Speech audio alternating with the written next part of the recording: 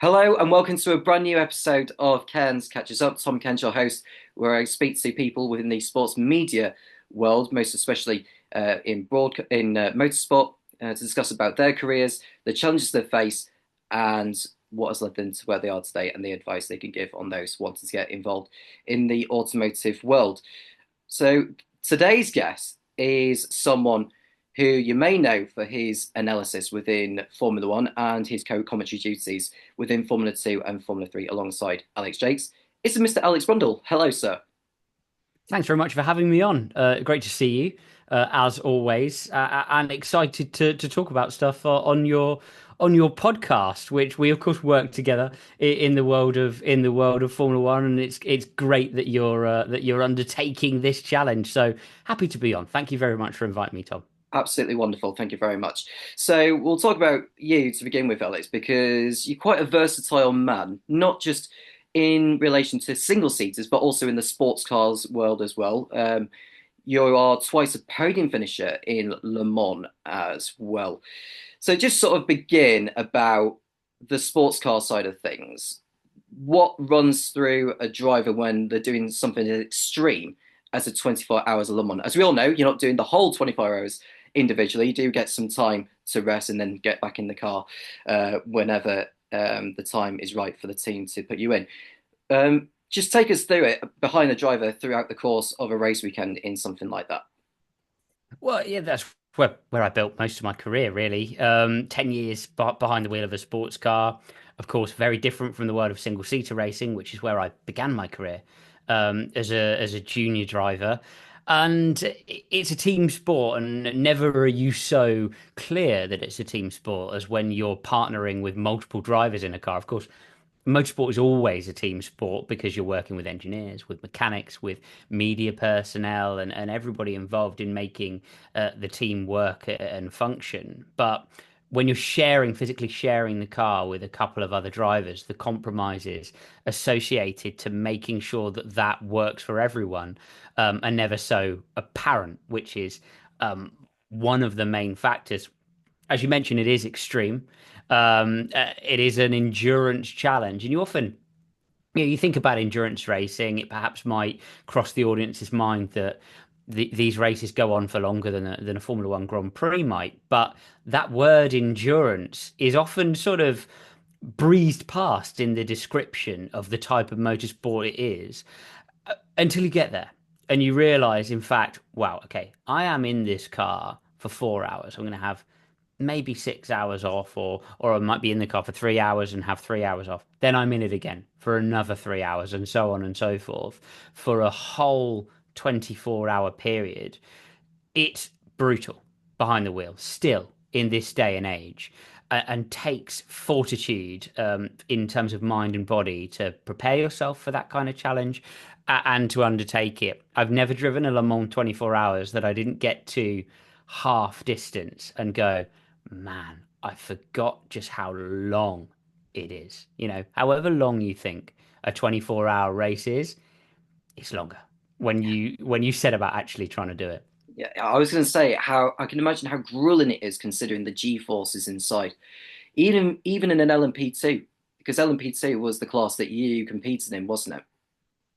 Yeah, it was most of the time competing in the LMP2 class, which is if for those viewers who are not connected so much with their sports car racing, it's effectively the Formula Two of endurance. It's a carbon fiber prototype with a V8 engine, about 600 horsepower, about 900 kilos. So they're quick cars, especially around a layout like that. I did 1 year in an LMP1 car, which could be considered the Formula One of endurance, if you like, and that was a big step up in terms of the amount of downforce the car produced and the amount of power it had. Um, but those prototype cars really characterize endurance racing, proper endurance racing for me. And as you say, they're equivalent in their physicality to a major single seater over that kind of time. We of course have power steering. It would be simply impossible to drive that kind of car over 3 or 4 hours without power steering. But you're pulling the G and you're losing the fluid and you're doing all the things that those modern single seater races do, but over that kind of period. Yeah, and it's not just the World Endurance Championship you've been involved in. I think more recently you've been involved in the what's called the Nurburgring Strecken Series, the Cup 2 class that you are specifically in for Melbourne Motorsport last year and the year before. The Nordschleife in an endurance car for 24 hours. It's tough enough back in the old days of Formula One when they were racing there. They knew how dangerous it was given the undulation, and even more dangerous when there's weather involved. And I think that's what intervened with the event last year, didn't it? And it cut the race short. Yeah, it's a crazy place to go racing. Let's be realistic. I do that racing series because I like to race there more than anything else. It's not particularly lucrative for me to be racing there, as you can imagine. But my broadcast work focuses most of my time at the moment. But I wanted to stay on track, partially because I love it. Secondly, because it informs everything I do behind the microphone. When you're on track, it keeps your mind sharp to the true challenges of a racing driver. And I wanted to do that somewhere I enjoyed the most. The Nordschleife, yes, it's an incredibly complex name, the Nurburgring Langstracken series, but it effectively, and I'm sure there'll be Germans listening in who recognise I'm butchering that pronunciation, so I apologise. But it effectively translates to the Nurburgring Endurance Series, if you directly translate those words. So it is a GT championship around the full Nurburgring Nordschleife layout, and it's the only racing I've ever done that I get to the end of a race, for example, like the Nurburgring 24 hours, and I think I'm so happy this is still allowed, but I can't believe it. Yeah, Just the nature and the extreme will to will nature of the racing. yeah, I can imagine because like we cannot emphasize enough how enduring it is. I know we keep saying enduring or endurance or whatever, but that's the best way to describe it. It takes its toll, on the physicality side of things. I might have gone over this question sort of slightly a little bit, but how does a driver prepare mentally and physically for an event like the 24 Hours of Le Mans or perhaps the Nürburgring 24 Hours? Because I think we mentioned about 18 months back, Alex, about how a driver prepares physically for a whole season, looking at where they are at the beginning of the campaign and looking at where they are when the season finishes. Yeah, I mean, mentally, it's a challenge. You've got to get into the mindset of it. When I very first started endurance racing, I didn't have a concept of, just how much story there was still to play out after every lap, and you learn that as you drive, and unfortunately, you learn that the painful way because what you'll do is when you're a single seater driver jumping in an endurance car the first time, you'll go straight out of the pits, go for it, and inevitably at some point in your first season, make a mistake in the first 10 minutes of driving because you've tried to make too much progress too quickly. What you then have to do is either continue after the team have fixed the car or sit there by the side of the racetrack watching for the next 2.5 hours. You should have been driving round and round, and it's brutal because not only are you there sitting watching a race you should be in, which is the worst thing for any racing driver to do, you're aware then suddenly of the length and period of time you had to actually do what it is that you were trying to do in the first 10 minutes.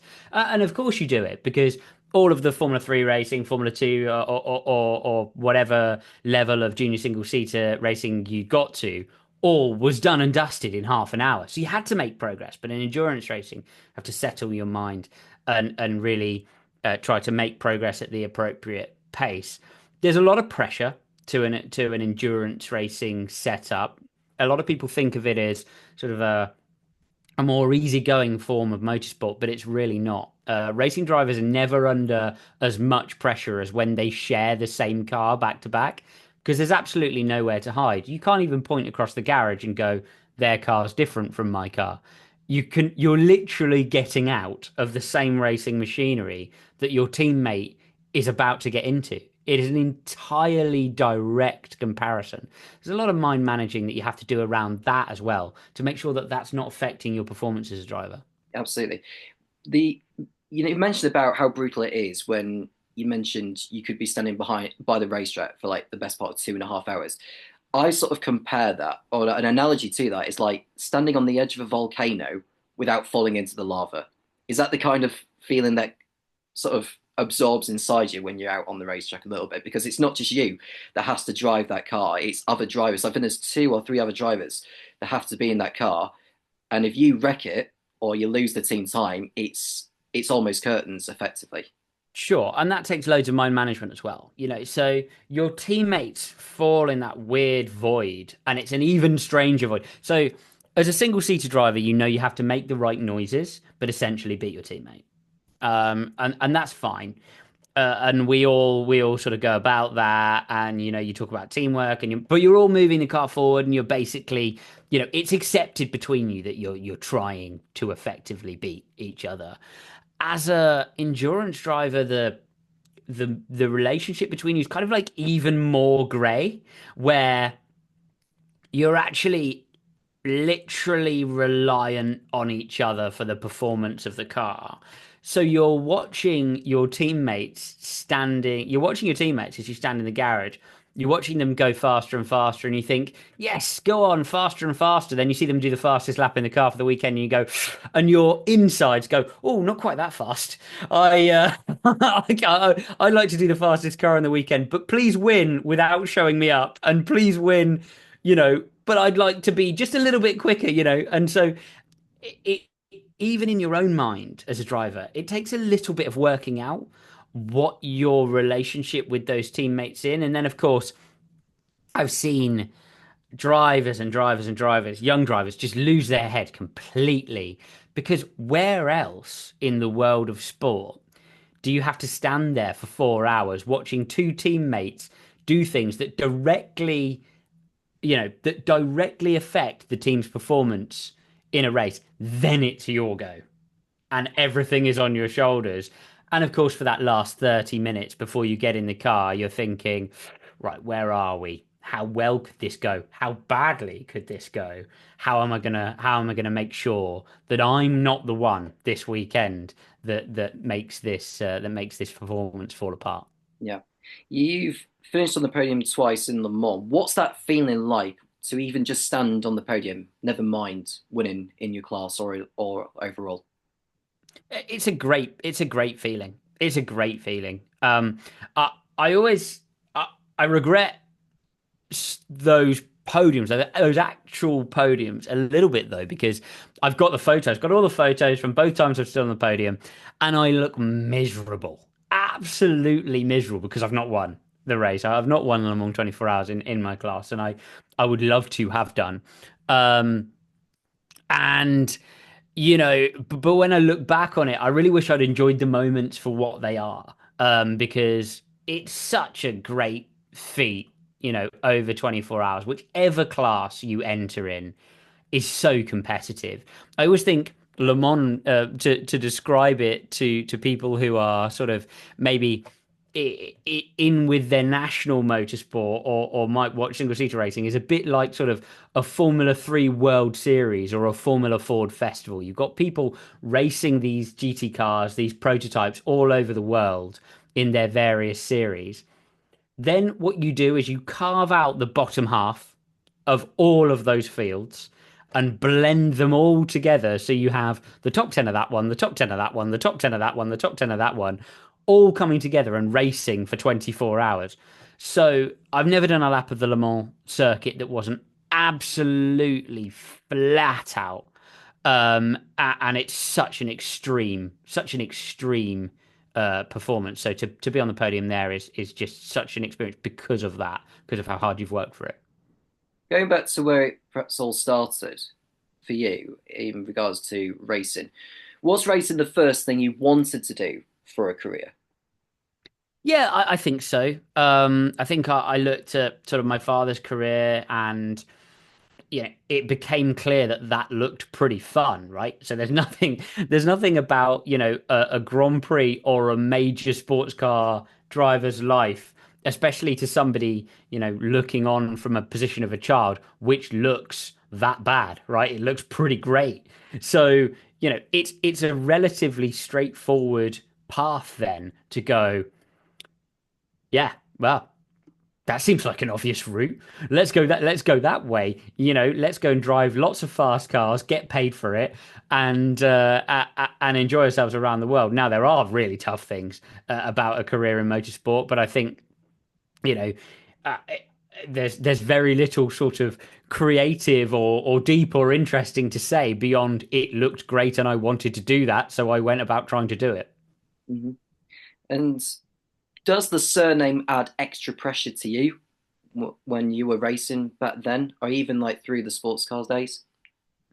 Yeah, definitely, definitely, and it's something I look back upon with more understanding of it than I had at the time. Um, it's an interesting one because people treat you a certain way. Sometimes I, as a young person, just wondered why certain people in my environment were being so weird with me and tough with me and sometimes rude to me. And then other people were being overbearingly nice to me in another way. And it affects the way that you engage with everyone. You're aware that everybody's watching you, but not that much. Like I'm not, as a young driver, I wasn't sort of really tuned into exactly why. You've got to remember, you don't get to live life as somebody who's not a Grand Prix driver's son and then live life as yourself to see how it compares, right? So I only know my own journey and I only know my own story, and I've only ever seen those things through my own eyes. So, when you meet certain people and they presume that you're going to be a painful, spoiled, you know, brat basically because you are in a position to go racing and you are in a position and they start off on that foot with you. As a young driver, you're like, wow, this is so strange. Like, why are they being so difficult? So yeah, that added extra pressure, especially in the early days where you're dealing with a real majority of people who perhaps are really early in their journey in motorsport and have a lot to say about whether you should or shouldn't be progressing, and so on and so forth. As well as racing, you've been heavily involved in the broadcasting side of things for the last number of years now, particularly over at Formula One in Biggin Hill, and sometimes over at the circuit as well. Let's not forget that. How does racing help you in the commentary position when you are on air? Because you have the experience. You raced in the GP3 series in 2012, and you've raced in the World Endurance Championship. How do you take the knowledge and experience from that to sort of give the informative approach, let's say, for when you are on air to help provide quality information for the audience that are tuning in? You know what I mean? It's kind of a fallback position, right? So my job is I guess twofold. I am I don't like the kind of the concept of a play-by-play commentator and a color commentator. I think that those descriptions don't really reflect the roles.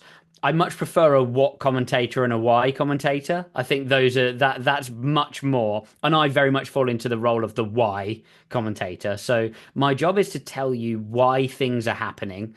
That for example, Alex Jakes or Chris McCarthy have explained the what, and in order to do that, that little bit of lived experience really helps, right? So you I would say 5, 6 times a broadcast, I can rely back on some experience that I've had behind the wheel. I can rely back on some discussion that I've had with engineers throughout my racing career, and then use that information to try to, with all of the information available to me about the ambient temperature, the drivers, how they feel, how they think, what their journey might have been to that point, I can give the audience a much a deeper feel of why the things are occurring the way they are. And I don't think you can do that quite as well if you've not sat behind the steering wheel. The trick then, I really think, is try to use that experience without necessarily making it about you, because it's not about you, is it? It's about the No. race that's happening today. And so you try and paint your experience over the top without, just boring everyone with anecdotes about the 15th race of the 2013 Form GP3 series where you did X or Y. Nobody cares. What they want to know is what's happening now and use your experience to understand that. Yeah. Which leads me on to my next question. When a broadcast starts and you're in the commentary position, what's running through your mind about what you're going to say first? Because you've mentioned about being the why commentator, and you've got Alex Jakes or Chris McCarthy being the what commentator. It kind of buys you a little bit more time, I suppose, in a way where it you listen to what either of them is saying first, and then you sort of jump on and sort of link what you're going to say to what they've just said, or perhaps look at what's on the screen on the international feed and Yeah, so give the there's a I mean I think the being on my side of the box is the infinitely easier job. Is the first thing, because you're using your experience to explain, but the general narrative of what's occurring never falls to you a lot of the time. I mean, we blend across the box a fair bit. I'm thinking about, I sit there for about 10 minutes before every broadcast, having done my preparation, sit there with my notes and everything else, and I think, right, okay, I am a Formula 2 driver. What have I done today? When did I arrive at the track? Is it cold? Is it hot? Which way's the wind blowing? How do I feel? Where am I starting? And I pick a couple and I think, right, okay, so let's say I'm Pepe Marti and I'm starting 12th, or let's say I'm, Gabriel Bortoleto and I'm trying to win. Like, how do I feel about that? Um, and then I think about the strategy, what decision I might have made. I pick a couple of sort of salient points, and then I try to get them in at the top of the broadcast. Now, inevitably, when you sit next to, and it's commentary is a bit like playing tennis, by the way. When you sit next to, when you play tennis with someone who's really good, yeah. you actually play better tennis. It's kind of a bit like that, but you're almost challenged by the person across the box from you. So um, they'll make a point, and inevitably, if you're with somebody really good who knows the series, they'll often make similar points to what the technical side commentator might have made, because they know the ins and outs. At which point, I often, especially if I'm sitting with somebody like Alex Jakes who knows the sport inside out, will think of a development for all of those points, just in case he says that. At which point, I can give more information about that. So yeah, it's all about being flexible. I guess always having something to say, playing your experience in, not making it about you, and then of course those broadcasting words: inform or entertain. And you can check every single sentence by that, right? When I look at planning the top of a broadcast, what am I going to say? I check my content against: is this informing the viewer? Is this entertaining the viewer? No or no? Well, I'm not going to say it then. Simple as that. Which sort of leads next on the fact that there's more and more commentators being taken up in the industry now. We've seen it more in esports or a lot of the karting championships as well. Chris McCarthy was one of those that started his commentary career in the karting side of things, and now he's a regular Formula 3 commentator, or is the full-time Formula 3 commentator as far as we know. What can you see more opportunities opening up for young talent in their early 20s, for example? Because there's more independent broadcast or streaming companies out there, sort of streaming karting and so forth. Yeah, I really can. And I think that for a breadth of talent to get into motorsport media, then streaming platforms are great, because they come in, they gradiate the industry. I'm not sure if gradiate's a word. Probably should know if gradiate's a word as a commentator, but I wouldn't even know.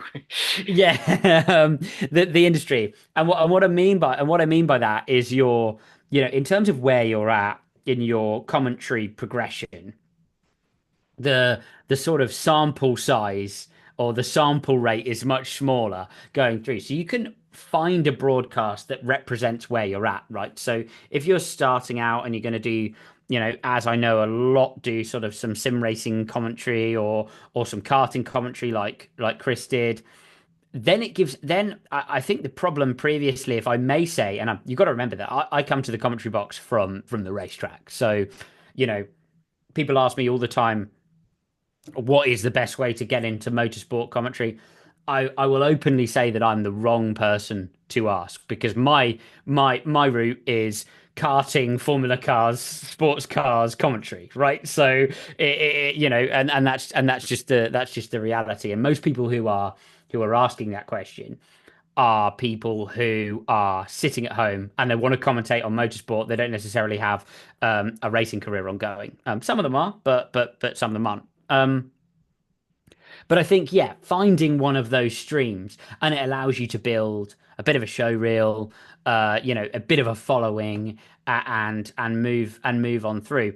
The one thing I would say though is when you look at, for example, Chris McCarthy, Alex Jakes, Harry Benjamin, and those who are finding their way through the world of commentary these days, you know, and it will not be the experience, I guess, of most or many, but those guys' real experience is they write to the broadcaster and the broadcaster writes back. And I do think that's still possible, in 2025. Excellent. And Formula 2 and Formula 3 have been around now since F2 succeeded GP2 in 2017 and F3 succeeded GP3 in 2019. How have you seen those series progress positively? Because I think it's safe to say it has been a positive progression since they succeeded GP2 and GP3, and we've seen more and more drivers graduate from those championships going into Formula One. You look at George Russell, Charles Leclerc, Oscar Piastri, and most recently Gabriel Bortoleto, who have won the championships back to back. It's safe to say it has helped.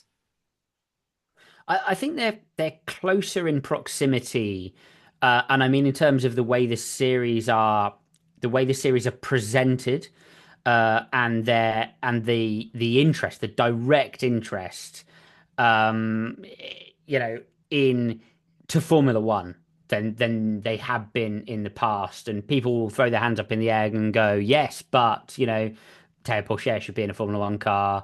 A sequence of other drivers should be in a Formula One car. Um, you know, are but we have in recent years seen Franco Colapinto move across, Oliver Behrman make his way through, now Gabriel Bortoleto make his way through, and so on and so forth. So there's a decent thoroughfare of drivers. I think that the interest in the Formula One paddock for what's going on in the Formula Two racing has never been greater, which is a fantastic thing for those young drivers. Yes, maybe they don't get picked up, but they're definitely being watched. Everyone, when I walk around the Formula One paddock, knows what's gone on, at least in the Formula Two feature race. And back in the days of GP2, GP2 Asia, GP2 standalone events, it wasn't so. You could have a full GP2 standalone event, and people would have to, go and find out who won it. It's common knowledge who won the feature race now. With that, I think that, if I may say, the following of the series has grown, in a public sphere. People are getting the idea that these are the next generation of Formula One racing drivers. And the follow, I was only discussing with somebody this morning who was looking to partner with Formula Two and Formula Three drivers.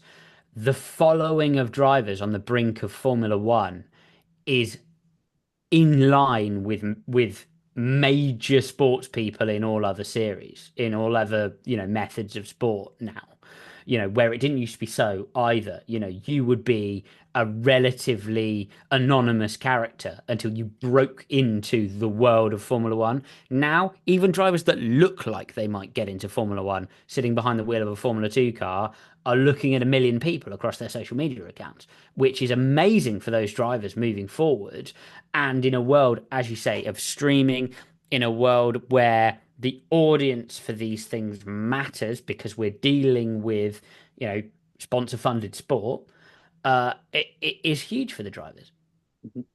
And you look at those going into Formula One this year now, actually in 2025, you look at Isaac Hadjar, the Formula Two runner, Gabriel Bortoletti, the Mm. F2 champion, Kimi Antonelli, Ollie Behrman, Jack Doohan, who raced for a couple of years, set out 2024, but he's now in an Alpine seat for 2025. And you also got Liam Lawson, who's going into his first full season in Formula One. How do you see those rookies getting on? Or in fact, how do you think the season's going to go for Formula One? Because we may be going to the same circuits, but the grid looks radically different to what we had in 2024. It really does. You know, you've got over a quarter of the field starting their first full season of Formula One racing, which is great. Firstly, very interesting. The regulation set, you know, is relatively stable. I think it's a it's a lead into 2026 for me, where of course we're going to see the order just decimated by the new regulation changes in 2026. But we have relative stability, which I think is great. You know, I'm an advocate for regulation stability in all forms of motorsport, and the championship season that we've just had, I believe, is a testimony to that. Because you know you go every weekend, and is it going to be McLaren? Is it going to be Red Bull? Is it going to be Ferrari? Is it going to be Mercedes? Depending on factors like you know ambient temperature, wind direction, and who's turned up to the races that weekend. Awesome, we like it. That's how I see this season going. There are a number of youngsters, particularly Antonelli, I think, who are going to be put under a vast amount of pressure immediately, which is always fascinating to watch. It's one of the most impressive things for me when you reference that next generation of drivers about them. I think Oscar Piastri would be the one who I would reference, who's making his way in a couple of seasons now into his Formula One career. Who impressed me last with this is that their ability to just soak up the grandeur and the pressure of a Formula One environment is immense, incredible, fascinating to watch, and is going to be fascinating to watch this year, especially in the shape of drivers like Antonelli. But honestly, I would call it more of the same, and I'm not disappointed to call it more of the same. I think we're going to see fabulous racing this year. It's going to be a classic season of Formula One. I firmly agree. I wonder and I worry that we're going to get to the end of the 2025 Formula One season and go, do we need to change the regs for next year? Because it's you know it's going to be great. The new reg set is interesting, but the racing's going to be amazing this season. And all eyes, of course, well, I say all eyes, a lot of people's eyes are going to be on Lewis Hamilton arriving in the colours of Ferrari for the first time. He's just turned 40 recently at the time of recording. How do you think he's going to get on compared to how he had started at Mercedes and, of course, at McLaren all those years back? Wow, that's really interesting, isn't it? Big that's a big it's a big prediction. It's a big prediction on Lewis Hamilton. Um, we all know Lewis. We all know Lewis's mindset dominates his performance. So how he's feeling about how it's going, and anybody who's spent, you know, sort of time interviewing Lewis, as I've done several times after various sessions throughout several years now of F1, know that he lives every moment of it. So much will down to the environment at Ferrari. There was a technical quirk of the current year's Mercedes, which really didn't suit Lewis's driving. Its sensitivity to the temperature of the tire and the load that the driver put into the tire was more conducive to the way that Russell drove the car than it was Lewis. That was clear in the data. We did an analysis on it towards the end of the season on F1 TV. And that really showed up in races like Qatar last year, where Lewis would put temperature into the tyre and then lose out through the rest of a qualifying lap because the surface of the tyre had overheated. The Ferrari last year, I would say, was on the other end of the spectrum. So that technical loss, if you like, I think will be engineered out of the scenario for Lewis. If he hits the ground running, loves the environment, Ferrari give him what he wants, make him feel comfortable, I think we'll see Lewis take off into this, what will probably be final phase of his career. If he turns up and this is Ferrari, it's always been done this way, and it will continue to be done this way, is the answer to all of Lewis's questions, then that could be, I think, a problem. And I don't think an environment where Lewis will thrive. So that's going to be, and we'll know immediately. We'll know immediately after testing the first couple of races, and it'll be written, I believe, as it so often is, all over Lewis's face, whether he's enjoying it and thriving there, or whether it's being the environment is restrictive for him. Formula One has been under the eyes of Liberty Media now for 8 years, Alex. And you look at the previous ownership and you look at where Formula One was prior to Liberty Media's takeover. How have you seen the sport progress since the takeover? I would imagine it's been a positive progression, most certainly on the digital side of things, and how young fans in particular, the younger demographic, have got involved in Formula One in more ways than one. You look at content creators, you look at commentators, for instance, and or even just the average fan who just loves watching Formula One more than they used to. Yeah, I mean, Formula One used to be a private members club, and now it's a sports bar. And I think that that's the change that I've seen. It used to be an extremely high end, aimed at the aimed at a very specific demographic. Liberty have opened up social media. They've opened the sport, and taken a step towards a big step, a leap towards the audience in terms of making the sport accessible, understandable. I think what's brilliant about what Liberty have done is they've managed to do that while still retaining that sense of the sport's heritage and value.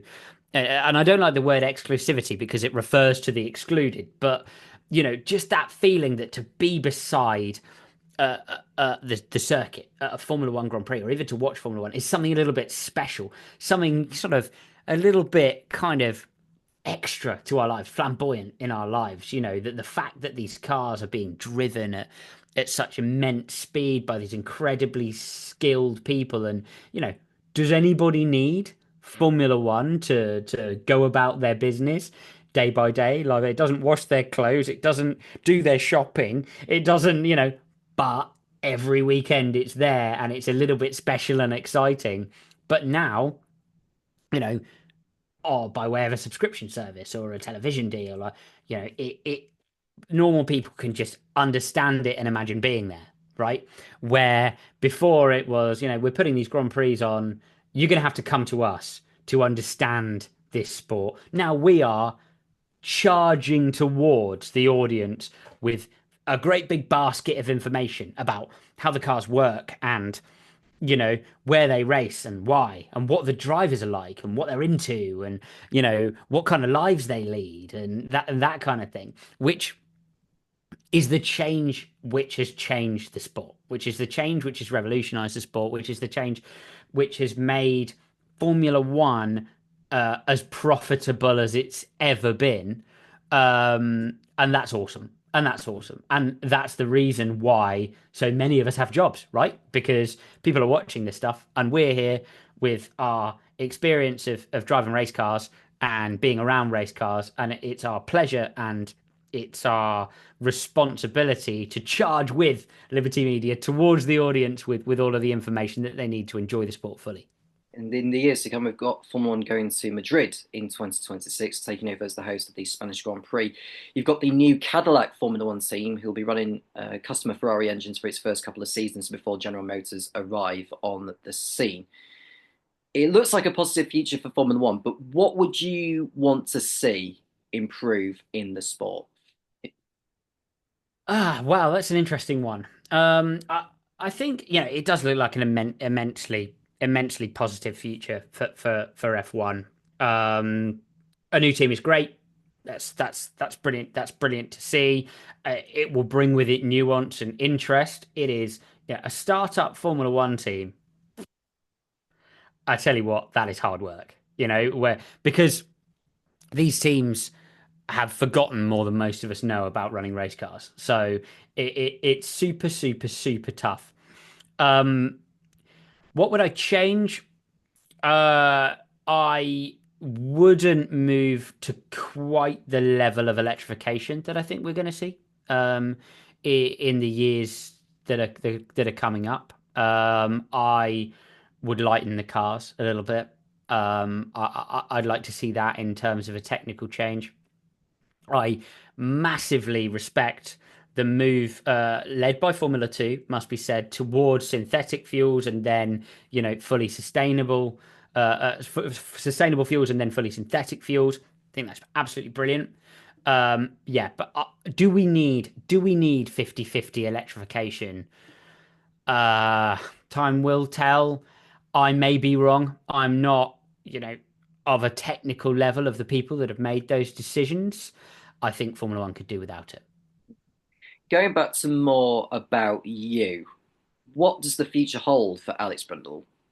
You've got obviously still the broadcasting side of things, and of course you racing still at the moment. Is there anything new that we could end up seeing involving you? Have you got maybe like a new book or anything that is going to be released by you Huh. soon? So I do several things. I have been calling the World Endurance Championship as well as Formula One. My main project outside of the broadcasting world is Brundle Motorsport, which is pushing on. So that effectively is a team for classic racing cars, where we invite people involved in modern automotive culture. So be they online personalities or uh, current modern racing drivers, and stuff them behind the wheel of racing cars from the 60s, the 80s, the 70s, the 50s, and basically see how they get on. The aim is to try to preserve those cars and maintain interest in them. I love me a classic race car. They are unbelievable machines. But you say that to a modern motorsport interested audience, and they go, yeah, okay. Then you put the car in front of them. It's loud, it's sideways, it's everything that they're demanding, everything that they're requesting in every single poll of modern motorsport viewers is happening already in the historic motorsport field, all often powered by the synthetic fueling that I've just noted. So we'll be doing that. We promote it for our sponsors and partners and go racing in that way. And you can find that at Brundle_motorsport on Instagram. So, yeah, come and watch us there. Your favorite YouTuber is going to be put behind the wheel of something from the 1960s and try not to crash it. I'm sure they would absolutely love to see it, Alex. I mean, like you say, they'd be thinking, oh well, it's sort of before my time, but when you see it in motion, it does look brilliant. Especially when you Yeah, look at it's when you watch an event like the Goodwood Festival of Speed and you see all these classic cars wandering around the hill climb, or doing like donuts and all that. They're not exactly familiar with the machine, or they may not be, but when they see it in real life, they're thinking, crikey, that must have looked brilliant back in its This is prime. the thing. Like, to resell those cars, we can't go in with a. Did you know John Surtees drove that one? Now, John Surtees is a hero of mine.